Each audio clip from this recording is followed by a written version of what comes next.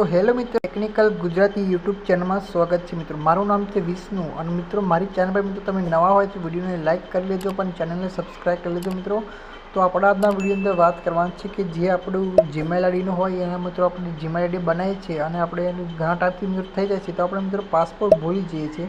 તો આપણે મિત્રો એને કેવી રીતે આપણે ચેક કરવો મિત્રો, જીમેલ આઈડીનો પાસપોર્ટ મિત્રો કેવી રીતે આપણે ચેક કરવો મિત્રો। તો શું કહું છે, આપણે ઘણા બધા કોઈ મોબાઈલના આપણે કંઈ મોબાઈલ તૂટી જાય છે તો આપણે કંઈ બીજા મોબાઈલની અંદર આપણે જીમેલ આઈડી મિત્રો તમારે લોગિન કર્યું હોય તો મિત્રો એનો આપણે પાસપોર્ટ જોઈએ છે મિત્રો। તો ચાલો આપણે પાસપોર્ટને ચેક કરશું મિત્રો, કઈ રીતે આપણે પાસપોર્ટ ચેક કરી શકીએ છીએ। તો આપણે મિત્રો બધું ગુજરાતી ભાષામાં મિત્રો બતાવવાના છે મિત્રો। તો મિત્રો આપણે શું કહું, સૌપ્રથમ મિત્રો આપણે ગૂગલ ક્રોમ બ્રાઉઝર ઓપન કરશું। ગૂગલ ક્રોમ બ્રાઉઝર ઓપન થાય એટલે કંઈક આ રીતનું ઓપ્શન આવશે। અહીંયા ત્યાં 3 ડોટ પર મિત્રો આપણે ક્લિક કરશું। 3 ડોટ ક્લિક કરશું એટલે આવશે સેટિંગવાળું ઓપ્શન આવશે। સેટિંગવાળું આ ઓપ્શન આવ્યું છે, તમે જોઈ શકો છો। એ સેટિંગવાળા ઓપ્શન પર ક્લિક કરશું। ક્લિક કરીને આવશે કે પાસપોર્ટ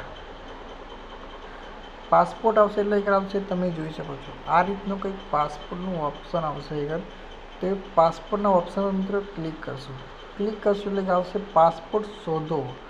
તો એક આવશે બીજા નંબરનો આગળ આ જોઈ શકો છો, પાસપોર્ટ શોધો। તો એની પર હું ક્લિક કરીશ। ક્લિક કરીને અહીંયા આવશે આપણે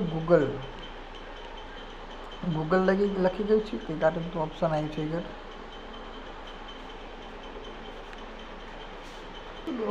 ગૂગલ આવ્યું છે, તેની પર મિત્રો આપણે ક્લિક કરશું। એની પર ક્લિક કરીને જે તમારા મોબાઈલ લોક હોય એ તમારે અહીં આપી દેવાનો છે। ચલો મોબાઈલ લોક આપી દઉં છું।